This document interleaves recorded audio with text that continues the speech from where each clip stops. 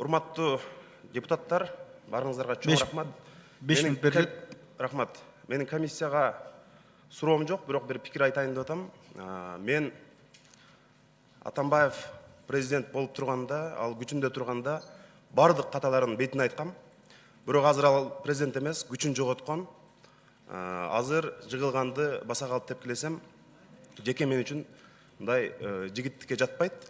Баарыңыздар үчүн жооп бере албайм, бирок мен өзүм ошентип ойлойм. Мен айтайын деген башка маселе, биздин өлкөдө Кыргызстанда болуп аткан бардык мыйзамсыз иштерде парламент чечүүчү учурда ушундай чогулуп, бир муштумдай түйүлүп, адилетсиздикке каршы күрөшсөк, ушуга окшогон окуялар болбойт эле. Дайыма өз учурунда, өз кезегинде парламент чогулуп, мына азыркы Атамбаевка жасап аткан чабуулду бардык органдарга, бардык мыйзамсыз иштерге жасашыбыз керек. Ошондо биз өзүбүздүн накта эл өкүлчүлүк миссиябызды аткарган болобуз. Мына комиссиянын бүтүмүндө жүрөт журналисттерге болгон куугунтук. Азаттыкка 20 миллион айып салган, Занозага 10 миллион, Нарын айыптын карыган апасы менен жашаган үйүн арестке койгон. Ошол учурда биз айтып, ошол жөө жүрүшкө чыкканбыз. Мына Каныбек Апаевич, Алмамбет Насырканович болуп, ошондой маселелерди биз өз учурунда карашыбыз керек. Алмазбек Атамбаев президент болуп турду.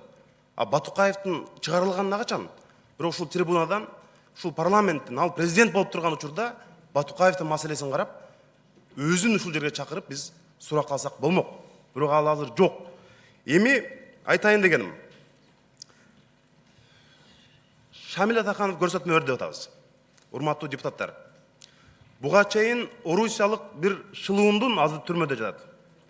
Маевскийдин көрсөтмөсү менен, жөн эле көрсөтмөсү менен коомдук ишмер, белгилүү саясатчы Өмүрбек Текебаевди камакка алды. Эми Шамил Атаканов дагы бирөөсү чыгат көрсөтмө берип, бул бизге өтө жаман президент түзүлүп калышы мүмкүн. Бул өтө жаман өнөкөткө алып келет кийин. Бирөөңүздү айтсаңыз, бирөөңүздү камап, бул айтты деп муну камай берсек, бул жалпы система үчүн. Биз эми азыр Атамбаевка байланыштуу жеке өч алуудан, жеке таарыныштардан өйдө болушубуз керек. Ал мурда антип койду, мынтип койду деген ал өзүнчө маселе, бирок биз системдик маселеде алганда ушул абдан жаман өнөкөт болуп, кийин ар бирибиздин өзүбүздүн башыбызга келбесе экен деген тилекти айтып атам мен. Биз азыр дагы коом өзгөчө парламентке сын абдан күчөдү. Любой бийлик менен иштеше берем деген саясатчылардан эл кадимкидей жийиркенип калды. Эгерде биз азыр президент Сооронбай Шариповичке жардам беребиз, анын тушунда бир жакшы иштер жасалсын десек, биз ал кишиге азыр өз убагында анча-мынча кемчиликтерди айтып турушубуз керек. Кыргыз коомуна эң чоң проблема болуп аткан. Мына Алмазбек Атамбаевди азыр айыптап атасыңар, саясий көп мындай бир дайындоолор жасаган деп. Шопурларын, жан сакчыларын, өзүнүн жакын адамдарын чоң кызматтарга дайындаганын билебиз.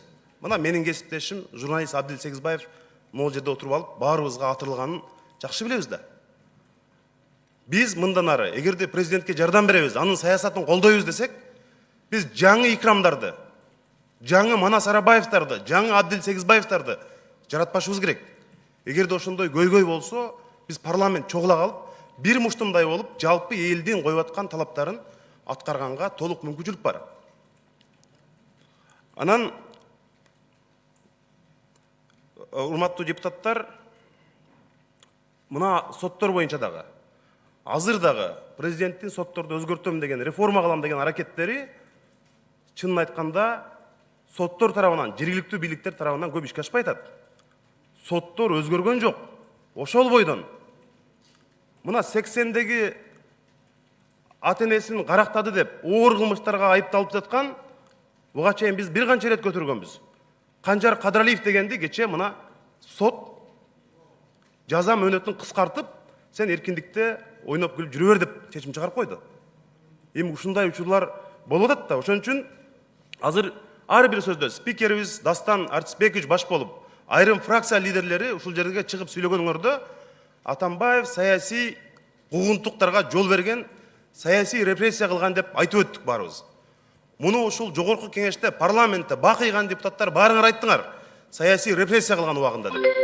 эгерде саясий репрессия кылса, ошол убактагы башкы оппозиционер Өмүрбек Текебаевди азыр бошотуш керек да. Ошондо биз тааныйбыз да саясий репрессия кылыптыр Атамбаев. Чын эле күнөө кетириптир деп. Рахмат. 10 секунд.